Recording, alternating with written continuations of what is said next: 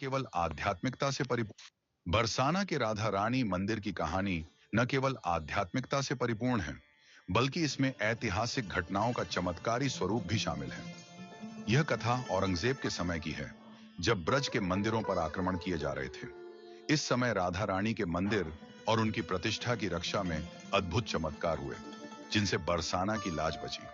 औरंगजेब के शासनकाल में उनके सैनिक ब्रज के मंदिरों को खंडित कर विग्रहों को अपने कब्जे में ले रहे थे। वृंदावन के गोविंद देव जी को जयपुर भेज दिया गया। मदन मोहन जी और अन्य विग्रहों को भी सुरक्षित स्थानों पर पहुंचाया गया।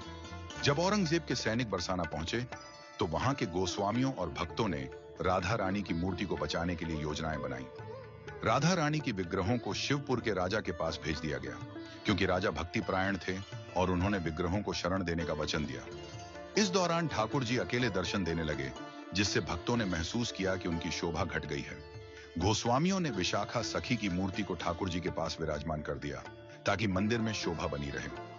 औरंगजेब के सैनिक जब बरसाना के राधा रानी मंदिर की सीढ़ियों पर चढ़ने लगे, तो एक चमत्कार हुआ। सैनिकों की आंखों की रोशनी अचानक चली गई। वे एक दूसरे से कहने लगे कि उन्हें कुछ दिखाई नहीं दे रहा है। इस अद्भुत घटना से घबराकर वे वापस लौट गए। यह चमत्कार राधा रानी की कृपा का प्रतीक बना और बरसाना की लाज बच गई। राधा रानी की मूर्ति शिवपुर पहुंचने के बाद वहां चमत्कार होने लगे। राजा की प्रजा उनकी जय जयकार करने लगी। लेकिन कुछ समय बाद गोस्वामियों ने राजा से मूर्ति को वापस करने का अनुरोध किया। राजा ने इसे साफ मना कर दिया, जिससे गोस्वामियों के बीच हलचल मच गई। राधा रानी ने शिवपुर में सेवा कर रहे तीनों पुजारियों को स्वप्न में दर्शन दिए और कहा कि उन्हें बरसाना ले जाया जाए। स्वप्न में उन्हें दिखाया गया कि राजा के सभी द्वार खुले हुए हैं और सैनिक सो रहे हैं। पुजारियों ने इस आदेश का पालन करते हुए मूर्ति को छुपाकर बरसाना लाने का साहसिक निर्णय लिया।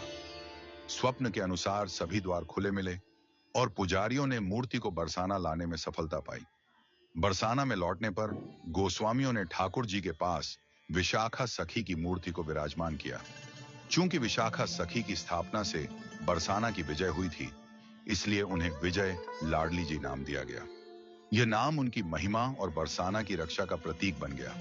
बरसाना के इस ऐतिहासिक और आध्यात्मिक प्रसंग से यह सिद्ध होता है कि ईश्वर की कृपा से हर समस्या का समाधान संभव है।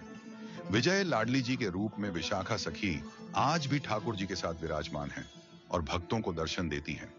यह कथा न केवल राधा रानी के चमत्कारों की महिमा का बखान करती है, बल्कि भक्ति, आस्था और समर्पण की शक्ति को भी दर्शाती है, बल्कि हर भक्त के लिए प्रेरणा का स्रोत भी है।